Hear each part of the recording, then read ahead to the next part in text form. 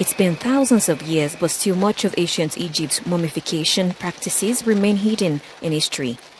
But now researchers are sniffing out new clues. Using modern technology, experts at Germany's Max Planck Institute have identified and recreated the scent used in the mummification of an important Egyptian woman. We have recreated the balm of a person that does not physically exist anymore.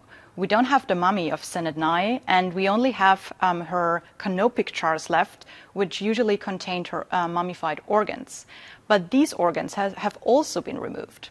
So at the end, we only had remains, tiny traces of the mummification balm, the substance that she was covered with for the afterlife. And so we took samples of these canopic jars and then analyzed the mummification balm. And based on that, based on the molecular composition of that, we could identify the ancient smell of eternity or the afterlife.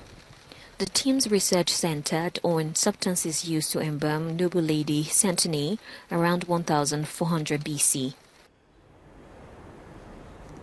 The way I described it, in a technical way, it's woody, resinous, balsamic, aldehydic, very warm, powerful. It's very important, I think.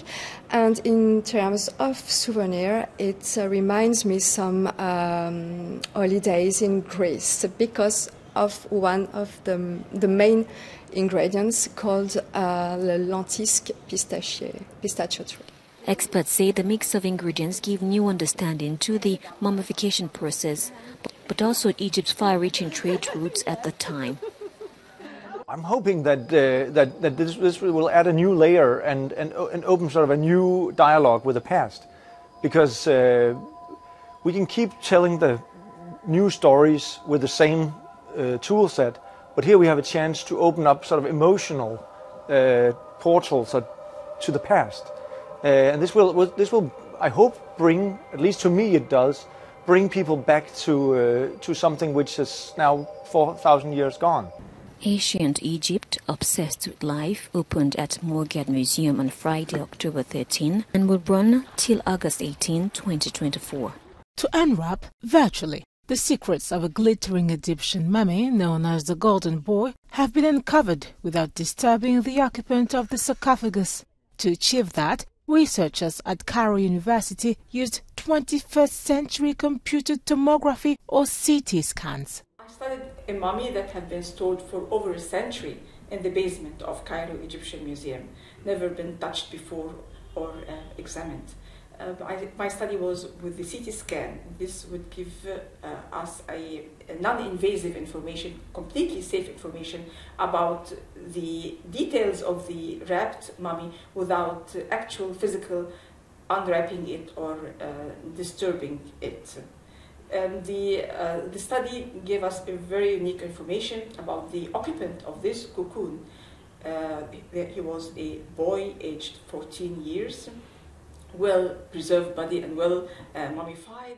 According to an Egyptologist who was not connected to the study, the innovation hints at upcoming developments in archaeology. We've gone from really invasive ways to study mummies before that actually contributed to their damage to virtual unwrapping. And not just virtual unwrapping, but also 3D modeling and 3D printing. You can now have a piece of amulet based off one that is in a mummy in your hand, 3D printed, without removing anything from that mummy. So it's really exciting because 49 amulets surrounding his body were detected thanks to technology, an unusual amount evidence of his social status. Science can propel forward the field of Egyptology and archaeology. The 2,300-year-old mummy was found in a late Ptolemaic cemetery in southern Egypt. 49 amulets surrounded his body, an unusual amount evidence of his social status. The information I found by the CT scan in total safe way showed us the very rich form of mummification and treatment that ancient Egyptians gave to their children. This would give us an information about the value of children for ancient Egyptians. During the Ptolemaic dynasty, the northern city of Alexandria was the capital, and ancient Egypt people from the south, like the Golden Boy mummy, could afford luxurious embalming and burial. We made major important discovery today. We used technology to reveal the secret of an important mummy of King Amenhotep I, the son of Amose, who dismissed the Hyksos from Egypt.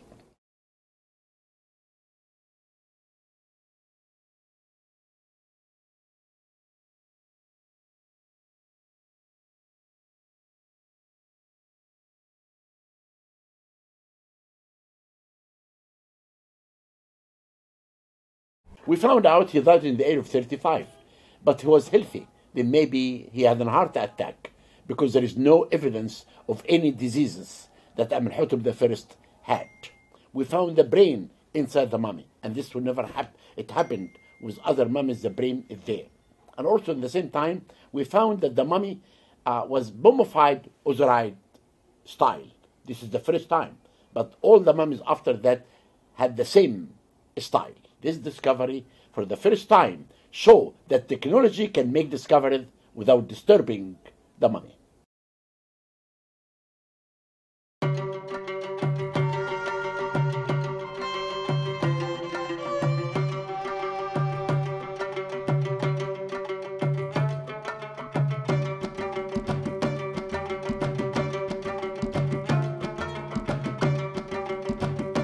You can see this is a really, really big bank door, and that's because this building used to be a bank before it was turned into a museum. And I still think it's very fitting that the Egyptian things are still in the vault. So let's go into the vault.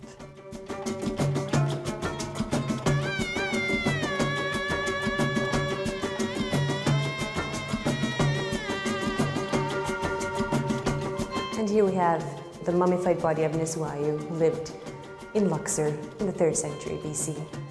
We know that he was a priest in the temple of Montu at Thebes, today's Luxor.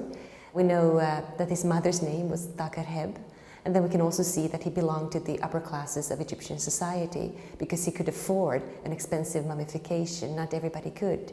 And he also has a gilded cartonnage, he has 2 coffins, and he has a lot of amulets on his mummy.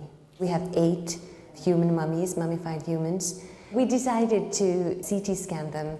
We wanted partly to get more information about them, but we also wanted to include them into this virtual autopsy table so that the visitors themselves could see this information firsthand, not always have to count on researchers explaining what can be found on this mummy. Now you can simply unwrap it virtually yourself.